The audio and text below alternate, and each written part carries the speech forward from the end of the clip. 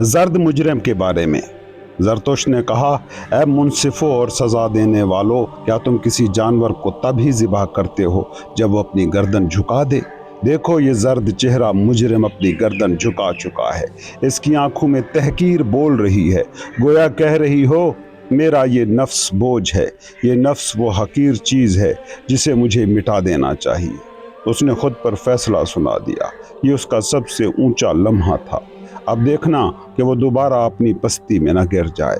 جو اپنے آپ سے اس طرح دکھ سہتا ہے اس کے لیے نجات صرف ایک ہے، ایک تیز موت۔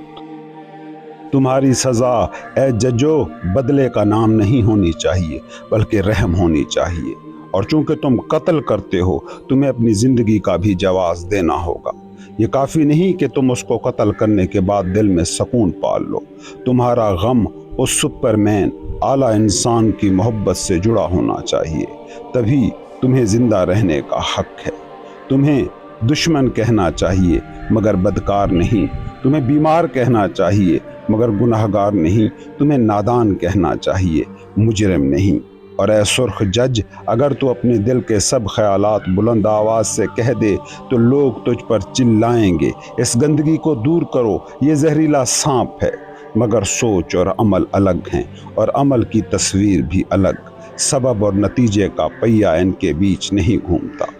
اس مجرم نے جرم کیا تب وہ اپنے عمل کے برابر تھا، مگر جب اس نے اپنے ہی عمل کی تصویر دیکھی وہ برداشت نہ کر سکا۔ اب ہمیشہ کے لیے وہ خود کو ایک ہی جرم کا مجرم دیکھتا ہے۔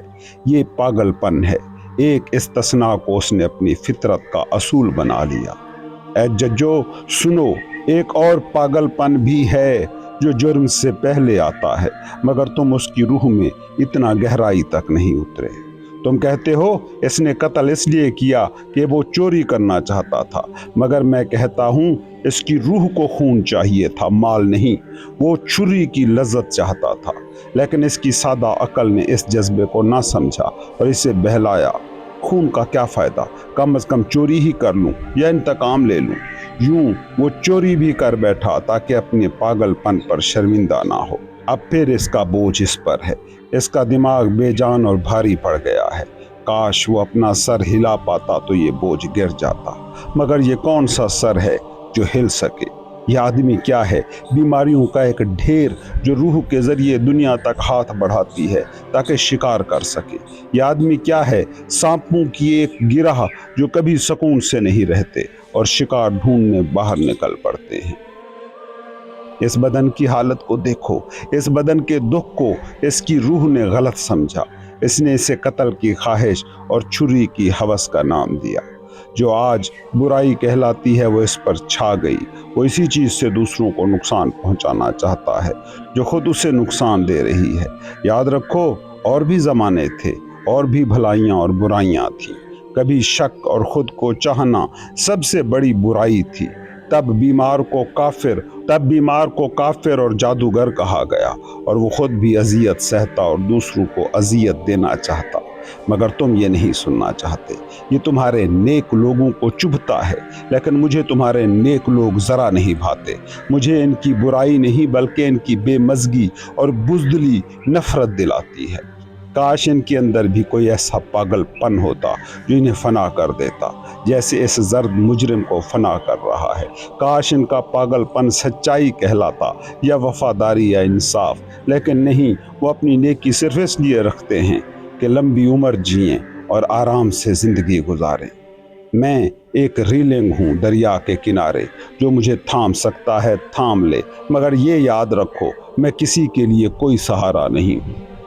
یوں کہا زرتشت نے۔ پڑھنے اور لکھنے کے بارے میں زرتشت نے کہا، مجھے صرف وہی لکھائی پسند ہے جو خون سے لکھی جائے۔ خون سے لکھو اور تم جان لو گے کہ خون ہی روح ہے۔ انجان خون کو سمجھنا آسان نہیں ہوتا۔ میں ان پڑھنے والوں سے نفرت کرتا ہوں جو صرف وقت ضائع کرتے ہیں۔ جو شخص قاری کو پہچان لیتا ہے وہ پھر قاری کے لیے کچھ نہیں کرتا۔ ایک اور صدی بھر کے پڑھنے والے اور خود روحی بدبو دینے لگے گی۔ یہ بات کہ ہر کوئی پڑھنا سیکھ جائے گا، یہ آخرکار صرف لکھائی کو ہی نہیں بلکہ سوچ کو بھی برباد کر دے گا۔ کبھی روح خدا تھی، پھر انسان بنی، اور اب بھیڑ بن رہی ہے۔ جو خون اور مختصر جملوں میں لکھتا ہے وہ نہیں چاہتا کہ اسے صرف پڑھا جائے، وہ چاہتا ہے کہ اسے دل میں بسایا جائے۔ پہاڑوں میں سب سے چھوٹا راستہ چوٹی سے چوٹی تک ہے، مگر اس کے لیے لمبی ٹانگوں کی ضرورت ہوتی ہے۔ ایسے ہی مختصر جملے چوٹیوں کی طرح ہیں، اور جو سننے والے ہیں وہ بھی بڑے اور قداور ہونے چاہیے۔ ہوا ہلکی اور خالص ہو، خطرہ قریب ہو اور روح خوشی سے شرارت کرے، یہی سب چیزیں ایک دوسرے کو جچتی ہیں۔ میں چاہتا ہوں میرے گرد بھوت پریت ہوں، کیونکہ میں بہادر ہوں۔ ہمت خود اپنے لیے بھوت پیدا کر لیتی ہے۔ ہمت ہنسی چاہتی ہے۔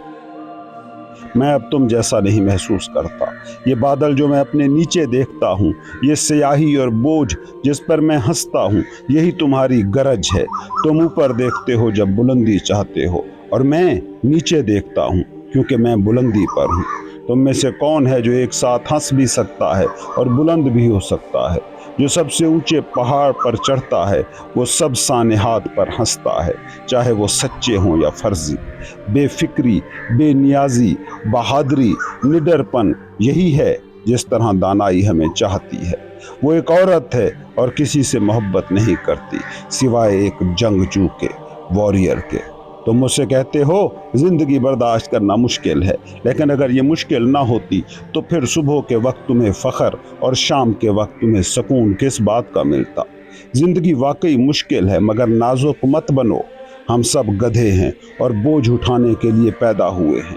ہمیں کلی کے ساتھ کیا واسطہ جو ایک بوند شبنم سے کانپ اٹھتی ہے؟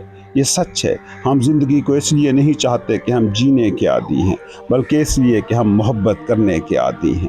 محبت میں ہمیشہ ایک سا پاگل پن ہوتا ہے، اور پاگل پن میں بھی ہمیشہ ایک سا طریقہ ہوتا ہے۔ اور مجھے بھی جو زندگی سے محبت کرتا ہے ایسا لگتا ہے کہ تتلیاں، صابن کے بلبلے اور ان جیسے ہلکے اور نازک انسان وہی خوشی کو سب سے بہتر جانتے ہیں۔ انہیں دیکھ کر میرا دل گانے اور رونے کو چاہتا ہے۔ میں صرف اس خدا پر یقین کروں گا جو رقص کرنا جانتا ہو۔ اور جب میں نے اپنے شیطان کو دیکھا تو وہ بہت سنجیدہ تھا، گہرا، بھاری اور افسردہ۔ وہ بھاری پن کی روح تھا جس کے باعث ہر چیز برباد ہو جاتی ہے۔ قتل غصے سے نہیں ہوتا، قتل ہنسی سے ہوتا ہے۔ آؤ ہم بھاری پن کی اس روح کو ہنسی سے مار ڈالیں۔ میں نے چلنا سیکھا، پھر دوڑنا سیکھا، پھر اڑنا سیکھا، اور اب مجھے حرکت دینے کے لیے کسی کا دھکا نہیں چاہیے۔ اب میں آزاد ہوں، اب میں اڑتا ہوں، اب میں اپنے آپ کو اپنے نیچے دیکھتا ہوں۔ اب ایک خدا میرے اندر رقص کرتا ہے۔ یوں کہا زرتشت نے۔ پہاڑ کی ڈھلوان پر درخت کے بارے میں۔ زرتشت نے دیکھا کہ ایک نوجوان اس سے کتراتا ہے۔ ایک شام جب وہ شہر کے پہاڑوں میں اکیلا چل رہا تھا تو اس نے اس نوجوان کو پایا۔ وہ ایک درخت کے سہارے بیٹھا تھا، تھکن سے وادی کو تک رہا تھا۔ زرتشت نے اس درخت کو چھوا اور کہا، اگر میں چاہوں کہ اپنے ہاتھوں سے اس درخت کو ہلا دوں تو کبھی نہیں ہلا سکوں گا، لیکن وہ ہوا جسے کوئی دیکھ تک نہیں سکتا اسے جھنجھوڑ کر رکھ دیتی ہے، موڑ دیتی ہے جدھر چاہے۔ اے نوجوان، ہمیں بھی انہی اندیکھے ہاتھوں سے سب سے زیادہ دکھ پہنچتا ہے جو ہمیں اپنی مرضی سے موڑتے ہیں۔ یہ سن کر نوجوان گھبرا کر کھڑا ہوا اور بولا، میں ابھی آپ ہی کے بارے میں سوچ رہا تھا اے زرتشت۔ زرتشت نے کہا، اس میں گھبرانے کی کیا بات ہے؟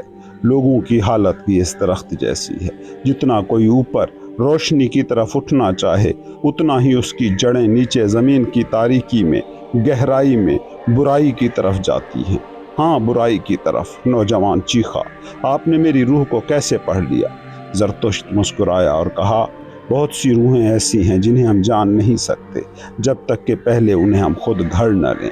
نوجوان پھر بولا، ہاں، برائی کی طرف۔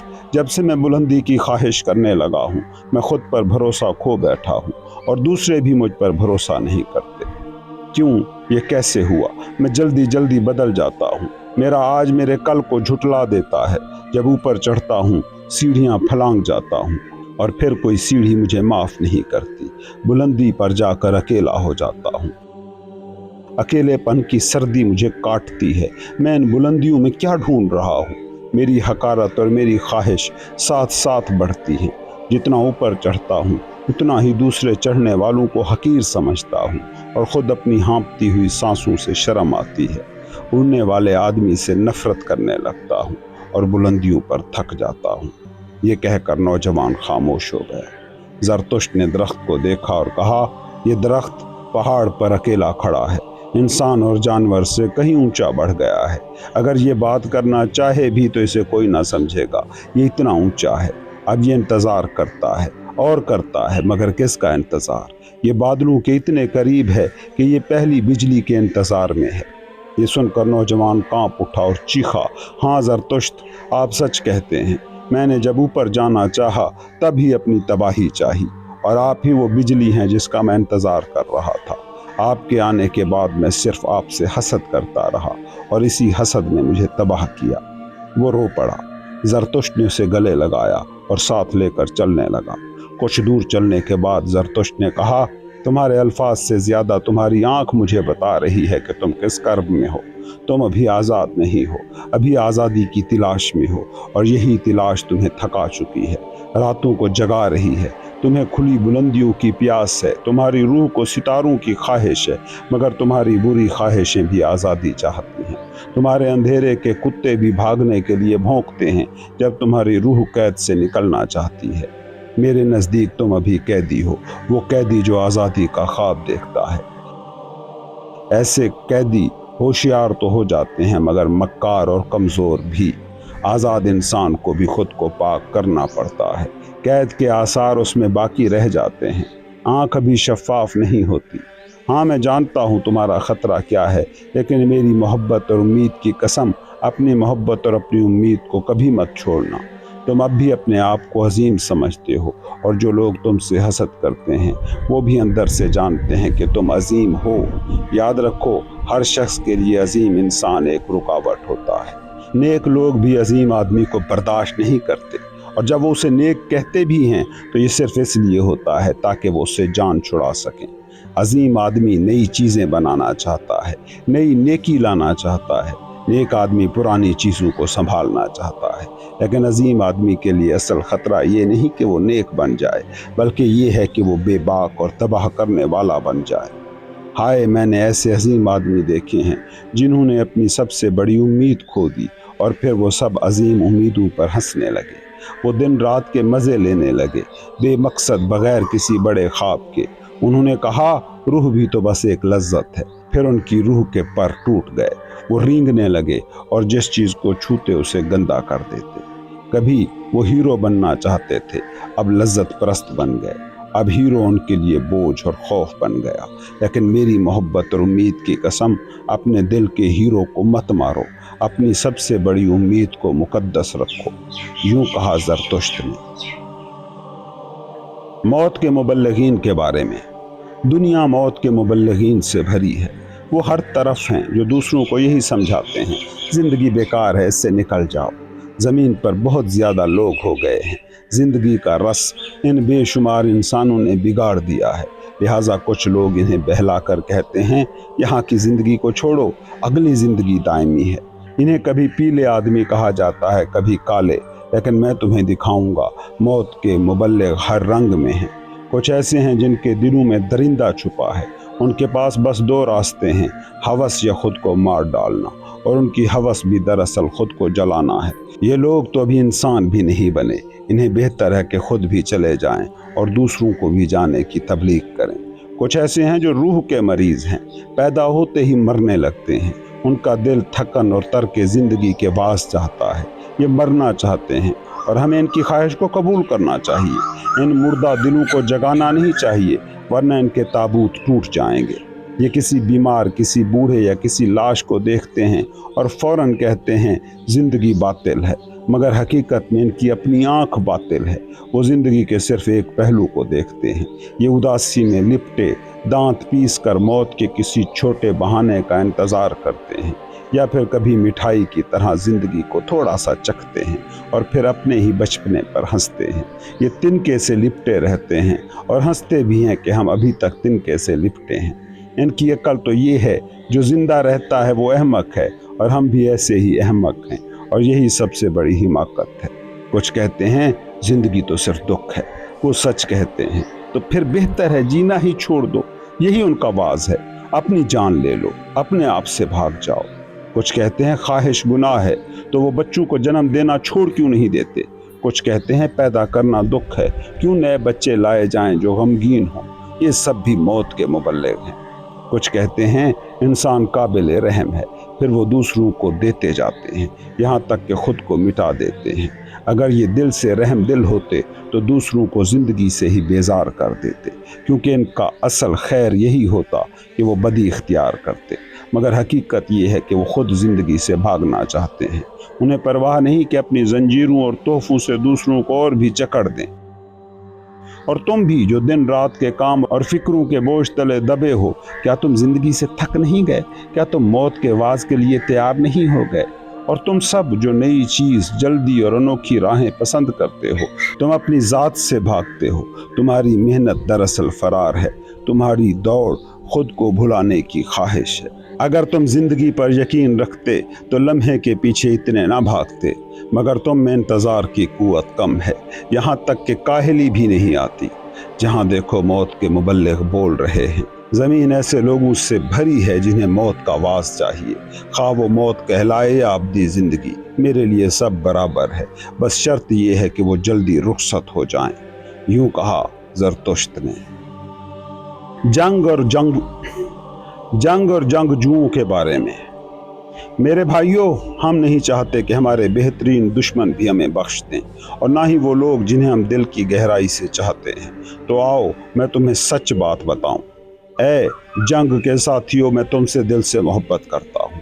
میں ہمیشہ سے تمہاری ہی طرح رہا ہوں، اور ہاں، میں تمہارا بہترین دشمن بھی ہوں، اس لیے میں تمہیں سچ بتاتا ہوں۔ میں جانتا ہوں تمہارے دلوں میں نفرت بھی ہے، حسد بھی۔ تم ابھی اتنے بڑے نہیں ہوئے کہ ان سے خالی ہو جاؤ، تو کم از کم اتنے بڑے تو بنو کہ ان سے شرمندہ مت ہو۔ اگر تم علم کے بزرگ نہیں بن سکتے تو کم از کم اس کے سپاہی بنو۔ یہ سپاہی ہی کل علم کے بزرگوں کے ساتھی اور پیش رو ہوتے ہیں۔ میں بہت سے فوجی دیکھتا ہوں، لیکن کاش میں جنگجو زیادہ دیکھ پاتا۔ یہ جو کپڑا تم پہنتے ہو، جسے تم وردی کہتے ہو، دعا ہے کہ اس کے نیچے تمہارے دل بھی ایک جیسے نہ ہوں۔ تمہیں ایسا مرد ہونا چاہیے جو ہمیشہ اپنے دشمن کی تلاش میں رہتا ہو، اپنے اصل دشمن کی۔ کچھ دشمن تو پہلی نظر میں ہی پہچان لیے جاتے ہیں۔ اپنے دشمن کو تلاش کرو، اپنی جنگ لڑو، اپنی رائے کے لیے جنگ، اور اگر تمہاری رائے ہار جائے تو تمہاری ایمانداری پھر بھی جیت کا نعرہ بلند کرے۔ تمہیں صلح بھی کرنی ہے، لیکن نئی جنگوں کے لیے، اور لمبی نہیں چھوٹی صلح کرو، کیونکہ لمبی صلح دل کو مردہ کر دیتی ہے۔ میں تمہیں محنت کا حکم نہیں دیتا، میں تمہیں جنگ کے لیے بلاتا ہوں۔ میں تمہیں سکون نہیں دیتا، میں تمہیں فتح کی طرف بلاتا ہوں۔ تمہاری محنت بھی جنگ ہو اور تمہارا سکون بھی ایک فتح ہو۔ بغیر تیر کمان کے انسان خاموش نہیں رہ سکتا، وہ صرف بکتا اور جھگڑتا ہے۔ بس تمہاری خاموشی بھی فتح ہو۔ تم کہتے ہو یہ اچھی وجہ ہے جو جنگ کو پاک کرتی ہے، لیکن میں کہتا ہوں یہ اچھی جنگ ہے جو ہر وجہ کو پاک کرتی ہے۔ جنگ اور حوصلے نے وہ کارنامے کیے ہیں جو رحم کبھی نہ کر سکا۔ آج تک کمزوروں کو بچانے والی تمہاری بہادری ہے، نہ کہ تمہاری نرمی۔ تم پوچھتے ہو کیا اچھا ہے، میں کہتا ہوں بہادر ہونا اچھا ہے۔ باقی سب باتیں چھوٹے بچوں پر چھوڑ دو، جو کہتی ہیں اچھا وہ ہے جو پیارا اور نازک ہو۔ وہ تمہیں سنگ دل کہتے ہیں، مگر تمہارا دل سچا ہے۔ تم اپنے جوش سے شرماتے ہو، جبکہ دوسرے اپنی کمزوری سے بھی نہیں شرماتے۔ اگر تم بدصورت ہو تو کیا ہوا، اپنی بدصورتی کے اوپر عظمت کی چادر اوڑھو۔ جب تمہاری روح بڑی ہوتی ہے تو اس میں غرور بھی آتا ہے، اور اس عظمت میں کچھ شرارت بھی شامل ہوتی ہے۔ میں تمہیں پہچانتا ہوں، غرور میں کمزور اور بہادر دونوں مل جاتے ہیں، مگر ایک دوسرے کو سمجھ نہیں پاتے۔ میں تمہیں جانتا ہوں، تمہارے دشمن ہو سکتے ہیں جن سے تم نفرت کرتے ہو، لیکن کبھی ایسے دشمن نہ ہوں جنہیں تم حقیر جانو۔ اپنے دشمن پر فخر کرو، پھر اگر وہ جیتا تو تمہاری جیت بھی ہے۔ غلام جب بغاوت کرتا ہے تو یہی اس کی بڑائی ہوتی ہے، لیکن تمہاری بڑائی اطاعت میں دکھنی چاہیے، یہاں تک کہ تمہارا حکم دینا بھی ایک اطاعت ہو۔ اچھے جنگجو کے لیے مجھے چاہیے، میں چاہتا ہوں سے زیادہ عزیز ہے۔ جو چیزیں تمہیں عزیز ہیں پہلے انہیں اپنے اوپر فرض بناؤ۔ تمہاری زندگی کی محبت تمہاری سب سے اونچی امید کی محبت ہو، اور تمہاری سب سے اونچی امید یہ ہو انسان کو خود سے آگے بڑھنا ہے۔ بس اپنی زندگی اطاعت اور جنگ میں گزارو۔ لمبی عمر میں کیا رکھا ہے، کون سا سپاہی ہے جو بخشا جانا چاہتا ہے؟ میں تمہیں نہیں بخشتا، میں تم سے دل سے محبت کرتا ہوں اے میرے جنگجو بھائیوں، یوں کہا زرتشت نے۔ نئے بت کے بارے میں، اب بھی کہیں کہیں قومیں اور قبائل باقی ہیں، لیکن یہاں نہیں میرے بھائیوں، یہاں صرف ریاست ہے۔ ریاست کیا ہے؟ کان کھولو، میں تمہیں اقوام کی موت کا راز بتاتا ہوں۔ ریاست سب سے سرد خونخوار عفریت ہے، یہ ٹھنڈے لہجے میں جھوٹ بولتی ہے، میں ہی عوام ہوں یہ کہتی ہے، اور یہ جھوٹ ہے۔ اصل میں تخلیق کاروں نے اقوام بنائی، انہوں نے ان پر ایمان اور محبت کی چادر ڈال دی، یوں وہ زندگی کی خدمت کرتے تھے۔ لیکن ریاست تخلیق نہیں کرتی، ریاست تباہ کرتی ہے، وہ جال بچھاتی ہے، ایک تلوار اور 100 لالچ ان پر لٹکا دیتی ہے۔ جہاں اب بھی کوئی قوم باقی ہے، وہ ریاست کو پہچانتی نہیں اور اسے نفرت کی نظر سے دیکھتی ہے۔ وہ جانتی ہے کہ یہ رسم و قانون کے خلاف ایک نحوست ہے۔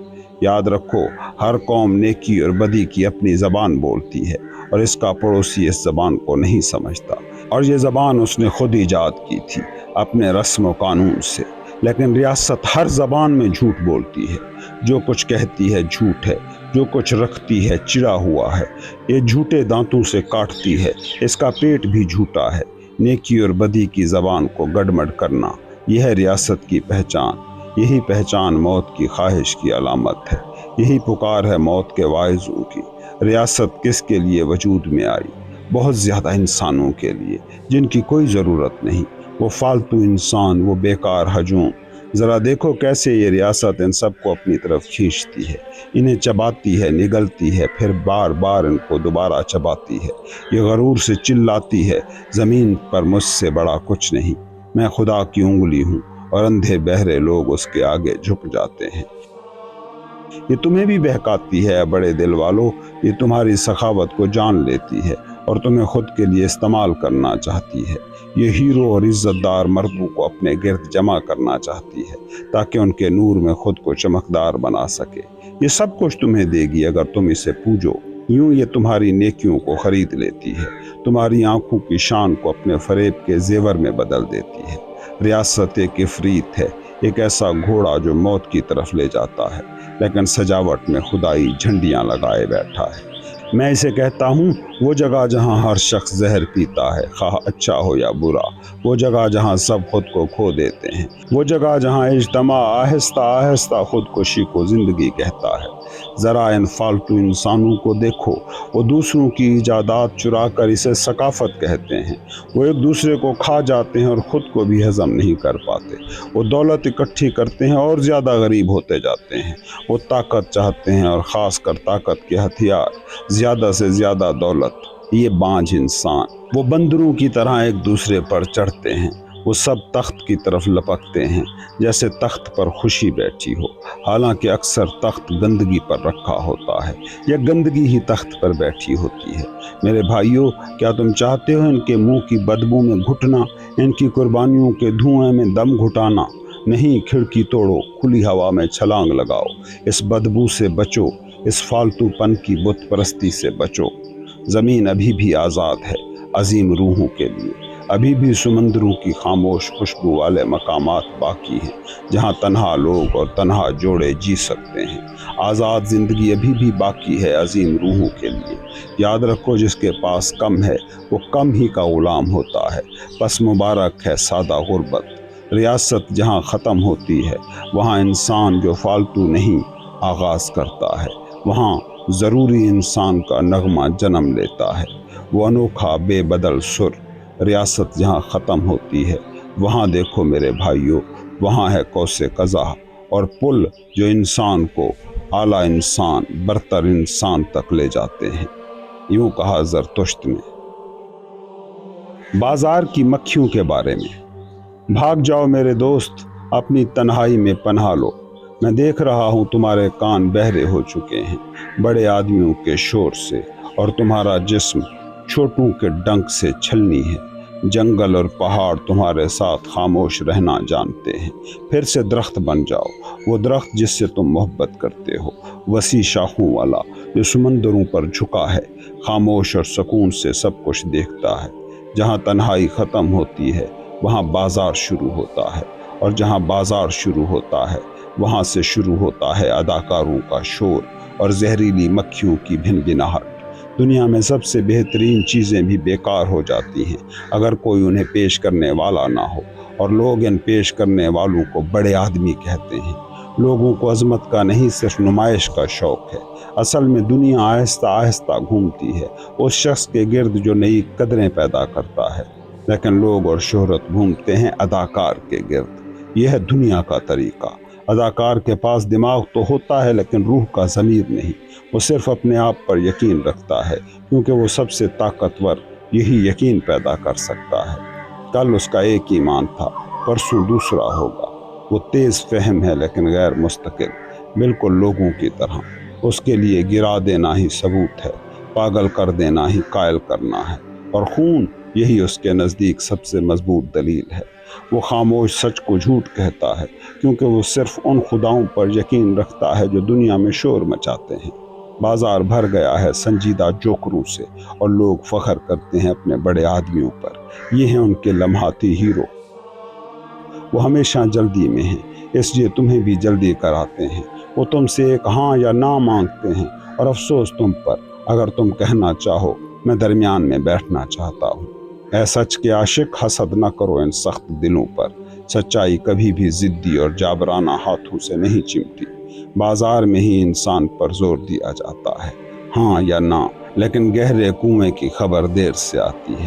انہیں وقت لگتا ہے جاننے میں کہ ان میں کیا گرا ہے۔ سب عظیم چیزیں بازار اور شہرت سے دور جنم لیتی ہیں۔ نئی قدریں بنانے والے ہمیشہ تنہائی میں رہے ہیں۔ بھاگ جاؤ میرے دوست، میں دیکھ رہا ہوں تم زہریلی مکھیوں سے زخمی ہو۔ وہ تمہیں 100 بار کاٹ چکی ہیں۔ تمہارا غرور اتنا عظیم ہے کہ تم غصہ بھی نہیں کرتے۔ وہ تمہارے خون کے پیاسے ہیں اور معصومیت سے تمہیں ڈنک مارتے ہیں کیونکہ ان کی بے خون روحیں صرف خون کی بھوک جانتی ہیں۔ تم ان کیڑے مکوڑوں کو مارنے کے لیے بہت بڑے ہو، لیکن خبردار کہیں ایسا نہ ہو کہ تم اپنی زندگی ان کے زہریلے ظلم کو سہنے میں گزار دو۔ وہ تمہیں تعریف سے بھی ڈنک مارتے ہیں۔ ان کی تعریف بھی ایک مچھر کی بھن بھناہٹ ہے اور کچھ نہیں، جو تمہاری کھال اور خون کے قریب رہنا چاہتی ہے۔ وہ کبھی تمہیں خدا کہتے ہیں، کبھی شیطان، لیکن یاد رکھو وہ صرف چاپلوس اور رونے والے ہیں اور کچھ نہیں۔ وہ کبھی مہربان بھی ہوتے ہیں لیکن یہ ہمیشہ بزدلوں کی احتیاط رہی ہے۔ بزدل لوگ ہمیشہ محتاط ہوتے ہیں۔ وہ تمہارے بارے میں بہت سوچتے ہیں لیکن اپنی تنگ روحوں کے ساتھ، اور جو چیز بار بار سوچی جائے وہ آخر کار مشکوک ہو جاتی ہے۔ وہ تمہیں تمہاری نیکیوں پر سزا دیتے ہیں اور اصل میں تمہیں صرف تمہاری غلطیوں پر معاف کرتے ہیں۔ تم اپنی نرمی اور انصاف پسندی سے کہتے ہو ان کی چھوٹی زندگی ہے، قصوروار نہیں، لیکن ان کی چھوٹی روحیں سوچتی ہیں بڑی زندگی ہمیشہ قصوروار ہے۔ تم جب ان سے نرم بھی ہو جاتے ہو، وہ پھر بھی محسوس کرتے ہیں کہ تم انہیں حقیر جانتے ہو، اس لیے وہ تمہاری مہربانی کا بدلہ چھپی ہوئی سختی سے دیتے ہیں۔ یاد رکھو تمہارا فخر انہیں ہمیشہ ناگوار گزرتا ہے۔ وہ خوش ہوتے ہیں جب کبھی تم چھوٹے ہو کر غرور میں مبتلا ہوتے ہو۔ چھوٹے لوگ ہمیشہ جلتے ہیں اس سے جو انہیں بڑا دکھاتا ہے۔ وہ اندر ہی اندر بدلہ لیتے ہیں۔ کیا تم نے نہیں دیکھا جب تم ان کے قریب آتے ہو وہ اکثر خاموش ہو جاتے ہیں، ان کی طاقت دھوئیں کی طرح اڑ جاتی ہے۔ ہاں میرے دوست، تم ان کے لیے ایک زندہ ضمیر ہو، اسی لیے وہ تم سے نفرت کرتے ہیں۔ وہ تمہارا خون پینے کے لیے بےتاب ہیں۔ یاد رکھو تمہارے پڑوسی ہمیشہ زہریلی مکھیاں رہیں گے، اور تمہاری عظمت ہی انہیں اور زیادہ زہریلا بنائے گی۔ بھاگ جاؤ میرے دوست اپنی تنہائی میں، چلے جاؤ وہاں جہاں کچی کڑوی ہوا چلتی ہے، کیونکہ تمہارا مقدر مکھی مار بننا نہیں ہے۔ یوں کہا زرتشت نے۔